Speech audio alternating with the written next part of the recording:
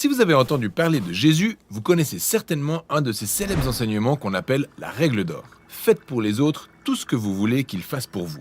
Il s'agit en fait de la reformulation d'une autre affirmation de Jésus, que le plus important dans la vie est d'aimer Dieu et d'aimer son prochain comme soi-même. C'est une belle déclaration, mais qu'entend-il exactement par aimer ? En français, ce n'est pas très explicite, car on peut aimer sa mère et aimer la pizza.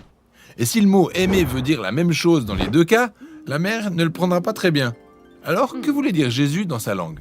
Tout d'abord, cette expression « aime ton prochain » est une citation tirée des écritures hébraïques où le mot pour aimer est « ahava ». Cependant, Jésus parlait et enseignait au quotidien dans une langue cousine de l'hébreu, l'araméen. Dans cette langue, le mot pour aimer est « rachma ». Mais puisque les disciples de Jésus ont répandu ces enseignements à travers le monde, ils les ont traduits en grec en utilisant le mot « agapé » pour « aimer ». Et c'est là que ça devient intéressant. Les premiers disciples de Jésus qui ont écrit les livres du Nouveau Testament en grec n'ont pas cherché à étudier le sens d'agapé en consultant les dictionnaires anciens. Ils se sont plutôt basés sur les enseignements et le mode de vie de Jésus pour donner leur propre définition du mot « aimer ». Un jour, Jésus a été interrogé sur le plus grand commandement des Écritures juives. Il a commencé par citer une portion de la prière appelée Shema dans la Torah. « Tu aimeras l'Éternel ton Dieu de tout ton cœur ».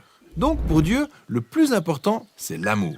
Mais Jésus a enchaîné en affirmant qu'un autre commandement de la Torah était tout aussi important. Tu aimeras ton prochain comme toi-même. Alors, qu'est-ce qui est le plus important ? Aimer Dieu ou aimer son prochain ? La réponse de Jésus est oui. Le simple fait de poser la question veut dire qu'on n'a pas compris le principe. Pour Jésus, ce sont deux faces d'une même médaille. Car notre amour pour Dieu se traduit par l'amour qu'on manifeste envers les autres et vice-versa. C'est indissociable. Ainsi, Jésus montre clairement qu'il ne perçoit pas l'amour agapé comme un simple sentiment qu'on éprouve pour quelqu'un, comme dans cette fameuse déclaration « Je suis tombé amoureux ». Pour Jésus, l'amour est synonyme d'action. C'est le choix qu'on fait de rechercher le bien-être d'autres personnes que soi. Jésus a également enseigné que le véritable amour pour Dieu et les autres consiste à rechercher le bien-être des autres sans rien attendre en retour, notamment de la part de ceux qui sont en difficulté et ne peuvent vous le rendre même s'ils le voulaient. Pour Jésus, ce genre d'amour désintéressé reflète le cœur même de Dieu. Et il a poussé un peu plus loin en disant que la preuve suprême de l'amour authentique réside dans le bon traitement qu'on accorde à une personne qui n'est pas aimable. Ou, selon ses propres termes, aimez vos ennemis, faites-leur du bien et prêtez sans rien attendre en retour. Pour Jésus, ce genre d'amour qui prend en compte son ennemi reflète le caractère même de Dieu. Jésus ne serait plus mentionné aujourd'hui s'il s'était contenté de prononcer des paroles comme « aimez vos ennemis ». Mais c'est ainsi qu'il a vécu. De manière pratique et tangible, Jésus faisait de l'aide et du service envers ceux qui l'entouraient son mode de vie. Et il allait constamment vers les pauvres et les personnes en souffrance, aidant ceux qui ne pouvaient pas le lui rendre. Il a démontré de l'amour pour les laisser pour compte et les oubliés de la société.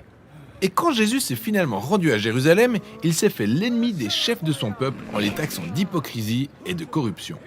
Mais au lieu d'attaquer ses ennemis pour les renverser, il s'est livré à la mort.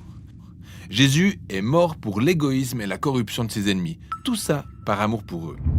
Après le matin de Pâques, Jésus puis ses disciples ont affirmé que la vie, la mort et la résurrection de Jésus étaient la manifestation de la puissance de l'amour de Dieu pour le monde. Comme l'a affirmé l'apôtre Paul, « Mais en ceci, Dieu prouve son agapé envers nous. Lorsque nous étions encore pécheurs, Christ est mort pour nous. » Ou selon les termes de l'apôtre Jean, « Voici comment l'agapé de Dieu a été manifesté envers nous. Dieu a envoyé son Fils unique dans le monde afin que nous vivions par lui. » Et pour Jean, ça conduit naturellement à la conclusion suivante. Mes chers amis, si c'est ainsi que Dieu nous a aimés, nous devons nous aussi nous aimer les uns les autres. Avoir la foi, c'est aussi croire qu'au centre de l'univers se trouve un être débordant d'amour pour son monde. En d'autres termes, l'homme est appelé à recevoir l'amour qu'il a reçu de Jésus pour le transmettre à son tour aux autres, créant ainsi un écosystème d'amour par le don de soi et centré sur les autres. Et c'est ça le sens de l'amour agapé exprimé dans le Nouveau Testament.